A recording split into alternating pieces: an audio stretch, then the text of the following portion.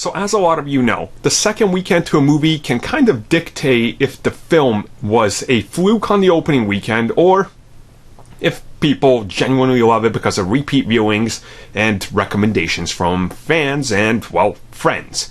So let's talk about why this upcoming weekend is really important to Avengers Endgame and that ultimate goal that it could possibly beat Avatar.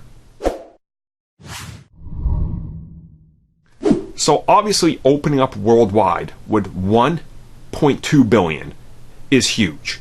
Going into the second weekend, you have to factor in a few things.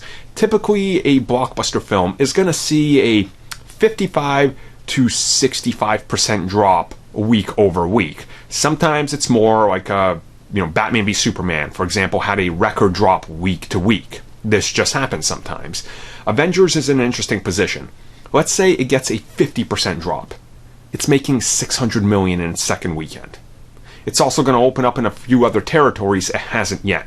So realistically, people are going to be looking at it probably at a 60-ish% drop, which would mean it's probably going to make $450 to $550 million in its second weekend. This would put the film far above what most people thought it would be doing on its second weekend. Now, realistically, anything can happen in the second weekend. This first weekend, it made 350 to some estimates 400 million over what anybody thought was possible. So it could realistically come to the second weekend and a lot of people return to watch it. They're returning because they want to see more of it. They're returning because it's a shock. It's a cultural thing. And many people are saying that this film's second weekend is legit probably going to be as huge as most films' first weekends, which if you compare the numbers, this is really true. So you're probably still looking at very packed theaters worldwide for its second weekend.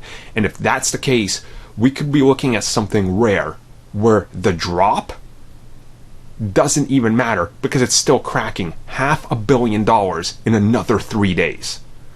This is honestly something that's almost unreal. And if it does around 500 million or more, there's no way Avatar can possibly stay at top unless somehow the third weekend it absolutely bombs, which we'll talk about that once we know how the second weekend kind of shakes out.